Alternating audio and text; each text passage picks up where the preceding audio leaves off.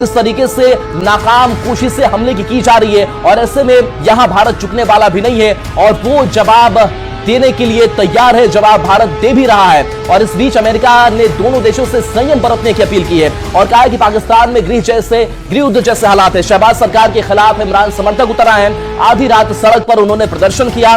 तो ये ऑपरेशन सिंदूर से जुड़ी हुई कुछ बड़ी बातें। जयशंकर की अब तक 10 देशों के विदेश मंत्रियों से बात भी हो चुकी है और इटली के विदेश मंत्री से भी जयशंकर की बात हुई है। जर्मनी, स्पेन, ईरान के भी विदेश मंत्रियों से लगातार एस जयशंकर बातचीत कर रहे हैं। अमेरिका के विदेश मंत्री से भी एस जयशंकर ने बातचीत की है। तो जयशंकर अब तक 10 देशों के विदेश मंत्रियों से बातचीत कर चुके हैं और आपको बता दें कि इस बीच जर्मनी, स्पेन, ईरान के भी विदेश मंत्रियों से एस जयशंकर ने बातचीत की है। तो अमेरिका के विदेश मंत्री से भी बात की है और 10 देशों के विदेश मंत्रियों से एस जयशंकर बात कर चुके हैं। इटली के भी विदेश मंत्री से बात कर चुके हैं। देखिए, इसी बीच आपको बड़ी जो बातें हैं वो बता रहे हैं। तो LOC पर रात भर फायरिंग की गई। ऑपरेशन सिंदूर के बाद लगातार पाकिस्तान बौखलाया हुआ और ऐसे में जम्मू कश्मीर में लगातार फायरिंग की गई। भारत ने इसका मुंह तोड़ जवाब दिया है। ड्रोन से हमले का जवाब भारत ने दिया है। तो पाकिस्तान की नापाक हरकत और इस हरकत को भारत ने नाकाम कर दिया। आपको बता दें कि ऑपरेशन सिंदूर के बाद पाकिस्तान की नापाक हरकत पर बहुत ज्यादा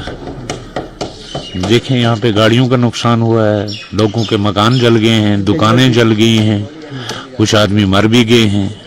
अभी ये तो अभी सवेरे सवेरे पूरा डिक्लेयर नहीं है कितने 10 मरे हैं, 15 मरे हैं, 20 मरे हैं, लेकिन काफी नुकसान हुआ है।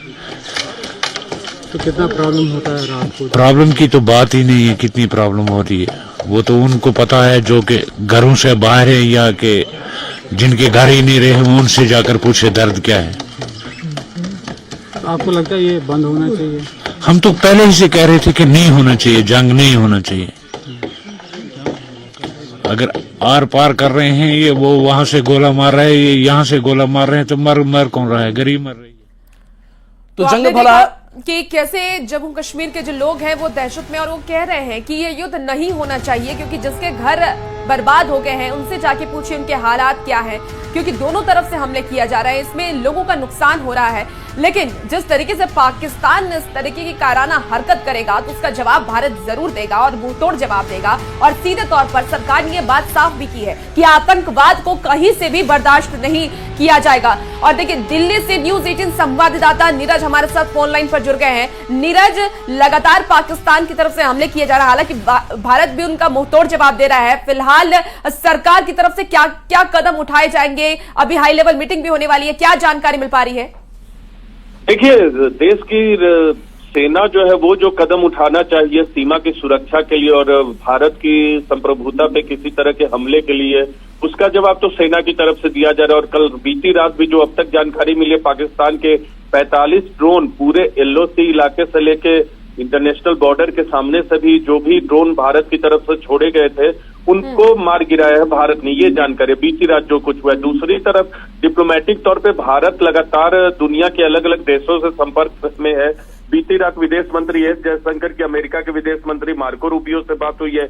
EU में जो विदेश मामलों की प्रतिनिधि है उनसे बातचीत हुई है। इटली के विदेश मंत्री से बातचीत हुई। तो भारत लगातार डिप्लोमेटिक तौर पे भी अलग अलग देशों के संपर्क में। लेकिन सबसे अहम बात यह है कि भारत ने ये साफ कर दिया कि अगर पाकिस्तान एस्केलेशन बंद नहीं करता है तो मुंहतोड़ जवाब दिया जाएगा और वही जवाब दिया जा रहा है। इस्लामाबाद हो या पाकिस्तान के दूसरे शहरों, भारत की तरफ से इस तरह से अटैक किए जा रहे हैं, जवाबी अटैक किए जा रहे हैं, तो उससे अंदर असर हो रहा है। और भारत की तरफ से ये भी कह दिया गया, कल ही विदेश सचिव विक्रम मिस्री की बैठक थी, माफ कीजिएगा ब्रीफिंग थी, उसमें उन्होंने कहा कि जो एस्केलेशन की शुरुआत है वो 22 अप्रैल को तब हुई थी जब पहलगाम में हमला हुआ था।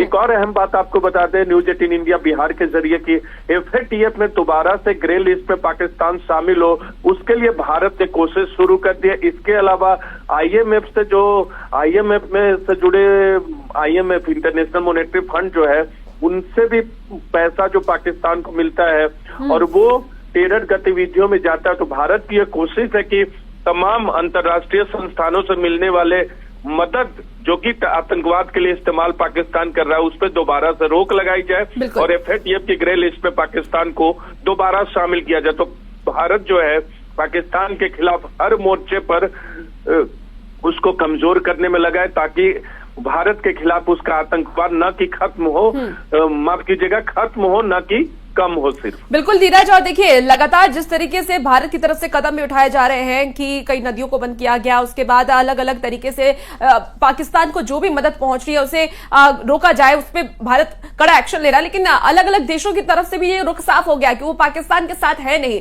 क्योंकि आतंकवाद को कोई भी देश सपोर्ट नहीं करता, कोई भी देश सहयोग नहीं करता है। इजराइल ने भी कहा कि भारत को मदद करेगा, और अमेरिका की तरफ से भी कहा गया कि वो पाक के साथ नहीं है। ऐसे में अब आने वाले वक्त में और क्या होने वाला है? क्या कोई जानकारी अंदर खाने से मिल रही है? विदेश मंत्री लगातार बातचीत करें अलग अलग विदेश मंत्रालयों के मंत्री से, तो क्या कुछ जानकारी मिल पा रही है कि अब आने वाले वक्त में क्या होगा? देखिए नीरज, आप तक आवाज पहुंच पा रही है?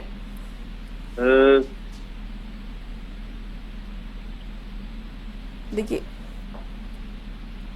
तो नीरज तक हमारी आवाज नहीं पहुंच पा रही है, लेकिन आपको बता दें कि लगातार पाकिस्तान के जो नापाक हरकत है उसे भारत अब नाकाम करता हुआ नजर आ रहा है। और जो ड्रोन हमले रात भर किए गए हैं पाकिस्तान की तरफ से अलग अलग बॉर्डर वाले इलाकों में, भारतीय सेना ने उसका मुंहतोड़ जवाब दिया है और आगे भी